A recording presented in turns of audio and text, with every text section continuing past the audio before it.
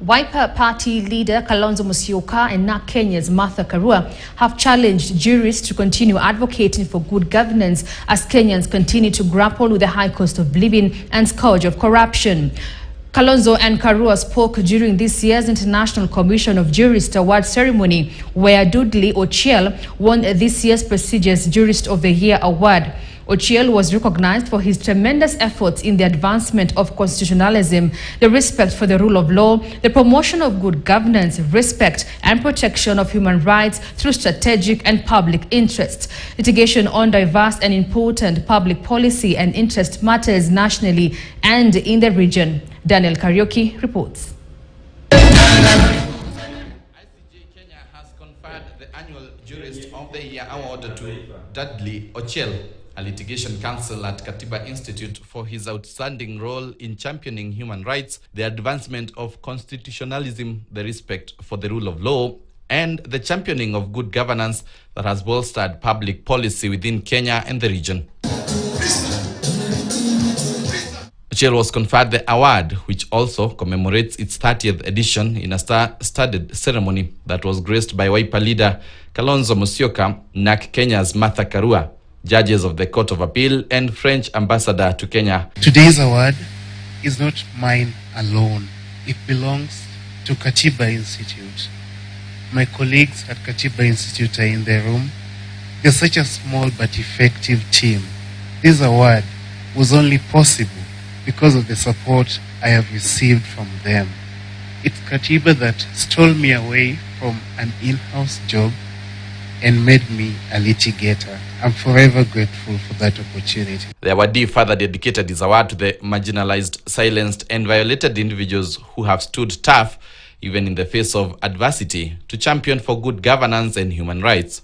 ICJ Kenya chairperson Protas Saende congratulated Ochiel for his award, further calling upon human rights defenders and those in the legal space to continue championing for democracy and the rule of law. ICJ Kenya will continue to monitor these developments to protect Kenyans' constitutional, democratic, and human rights gains. Distinguished guests, we come together this evening to celebrate those among us who have used their legal knowledge to defend human rights, democratic principles, and our constitution. Since then, the commitment to France never stopped. Through international instruments and advocacy for universal human rights. So we have ratified many international instruments, and we remain a member of the United Nations Human Rights Council. Wiper leader Kalonzo and NARC Kenya's Karua challenging the jurists to continue advocating for good governance as Kenyans continue to grapple with a high cost of living and the scourge of corruption. There is a trend, especially in Africa, of an constitutional takeover of powers under the pretext of elections, where elections are rigged before your very eyes.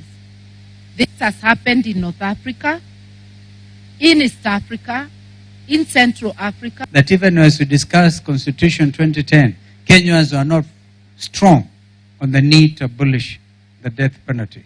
But ICJ, you've taken the lead.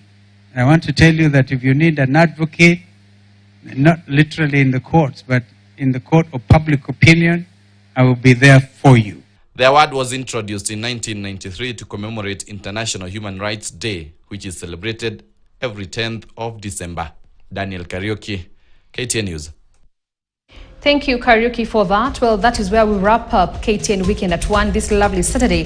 Thank you so much for keeping me company. My name is Grace Nganga. Do have yourselves a lovely day ahead, and God bless.